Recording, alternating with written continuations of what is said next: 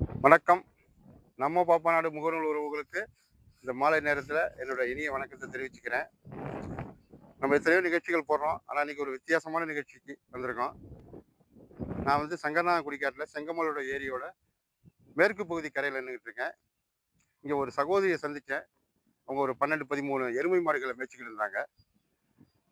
இது எனக்கு ஒரு ஆச்சரியமான காட்சியாக தெரிஞ்சிச்சுது. என்னன்னு கேட்டிங்கன்னா, இந்த பகுதியில் கண்ணுக்குடி, தொன்றாமட்டு, தெக்கிக்கோட்டை, வடக்கிக்கோட்டை இந்த மாதிரி இந்த பாப்பநாடு சுற்றுவட்டார பகுதிகளில் இந்த அளவுக்கு எருமை மாடுகளை வச்சு பராமரிக்கிறவங்க யாரும் கிடையாது. அதனால இது எனக்கு பார்க்கறதுக்கு வந்து ஆச்சரியமான தகவலா ஆச்சரியமான ஒரு காட்சியா தெரிஞ்சுச்சு. அதனால சகோதரியை சந்திச்சு ஒரு சில கேள்விகளை உங்கள்கிட்ட கேட்கலாம் அப்படிங்கிறதுனால வந்திருக்கேன். வணக்கம். வணக்கம். உங்க பேரு? பவானி. பவானி. உங்க ஊரு சங்கரனாகுடி குடிக்கிறதுங்களா? சங்கரனாகுடி. உங்க வீட்டுக்காரர் பேரு? முருகையன் முருகையனா? கொஞ்சம் சத்தமா பேசுங்க. ம். முருகையன் அவர் பேரு. முருகையன் எலக்ட்ரிஷியன். எலக்ட்ரீஷியனா? ம். இந்த எருமை மாடுகள்லாம் உங்களுடையதா? ஆமா, எங்களுடைய தான் 50, 55 வருஷமா இருக்குது. ஆ, ம். 55 வருஷமா வச்சிருக்கீங்க எருமை ஆமா. மாடுகள். ம். அதாவது இன்னைக்கு உள்ள நிலைமை என்னன்னு தெரியுமா? யாருமே மாடு இல்ல. வளர்க்கறதுக்கு ஆர்வமே கிடையாது. உங்களுக்கு நல்லா தெரியும். ம். ஆடு மாடுகள் வளர்க்கறதுக்கு விருப்பம் கிடையாது. ஆமா. செல்ல நோண்டிக்கிட்டு உட்காந்துக்கிறது, வீட்டுல உட்காந்துக்கிறதுக்கு தான் எல்லாரும் இந்த ஜாலி பண்றது தான் நிக்கிறாங்க. ம். இந்த ஆடு மாடு வளர்க்கறதுக்கு ஒரு விருப்பம் இல்லாத ஒரு காலகட்டத்துல எருமை மாடுகள் வளர்க்கறதோட சிரமம் எங்களுக்கு தெரியும். ஏன்னா ஆமா. நான் இங்க கண்ணுக்குடியில எங்க வீட்டுல ஒரு 4 எருமை மாடுகளை வச்சு அந்த காலகட்டத்துல சிரமப்பட்டாங்க. ம். அந்த எருமை பாலை குடிச்சு தான் இன்னைக்கு வந்து நான் வந்து இந்த அளவுக்கு ஒரு ஊக்கமா இருக்கேன். இன்னைக்கு வந்து பசி பட்டிமா இருந்தாலும் ஆமா. அந்த அந்த ஒரு உறுதியை குடுக்குறது வந்து எருமை பால் தான். ம். நீங்க இந்த எருமை மாடுகள் வச்சிருக்கீங்க. எத்தனை எருமை மாடுகள்? மொத்தம் 13 இருக்குமா? ஆமா, அ. இருக்கு. இருக்கும். இந்த 13 எருமை மாடுகள் இப்ப சினையா இருக்கா?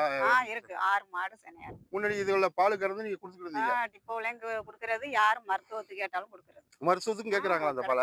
கேக்குறாங்க. மஞ்சக்காமால, இந்த மாதிரி அக்கி விழுந்தா அதுக்கு, அப்படியா? வாய் வயிறு வேக்காலத்துக்கு ஆ, எல்லாத்துக்குமே கேக்குறாங்க அந்த அப்படியா? பால். ம். அப்ப வந்து நீங்க வந்து இந்த மாடுகளுக்கு வெளியூர்ல இருந்து யாராவது வந்து மருத்துவத்துக்குன்னு பாலுக்குன்னு கேட்டா குடுப்பீங்களா? கண்டிப்பா குடுப்போம். இத வந்து ஒரு இதா நினைக்க மாட்டோம். கண்டிப்பா குடுப்போம். எனக்கு வந்து ரொம்ப மகிழ்ச்சியா இருக்கு. ஏன்னா, இது ஏதோ ஒரு ஒரு 50 வருஷத்துக்கு முன்னாடி இந்த பகுதிய நான் பார்க்குற மாரி இருக்கு. இந்த மாடுகள நீங்க மேய்க்கிறத பார்க்கும்போது, இந்த எருமை மாடுகள் பல்கி பெருகணும். ஆமாமா. நான் இறைவன்ட்ட கேட்கிறேன், பிரார்த்தனையோட கேட்கிறேன். ம். இந்த எருமை மாடுகள் இன்னும் அதிகமா பெருகணும். எனக்கும் ஒரு எருமை கன்று வேணும். கன்று போடட்டும். சரி, எனக்கு நீங்க வாங்கிக்கலாம். ம். கண்டிப்பா குடுங்க. வாங்கிக்கலாம். எருமை வளர்ப்ப ம். கண்டிப்பா ஊக்கப்படுத்தணும். உதாரணத்துக்கு சொல்றேன். ம். சமீபத்தில இந்த நம்ம பாப்பநாடு முகநூல் நேயர்களுக்கு நான் ஒரே ஒரு கருத்த சொல்லிக்கிறேன். ம். சமீபத்தில ஒலிம்பிக் போட்டியில ஈட்டி எறிதல்ல தங்கப்பதக்கம் வென்ற பாகிஸ்தானை சேர்ந்த ஒரு தம்பி நதீம்ங்கிற ஒரு தம்பி ம். வந்து எல்லாருமே நிருபர்களா பேட்டி எடுக்கிறாங்க. ம். எப்படி இவ்வளவு ஒரு உலக நாட்டு வீரர்களால் தோற்கடிச்சு இவ்வளவு ஒரு பலம் பொருந்திய ஈட்டி எடுத்து இவ்வளவு தூரத்துக்கு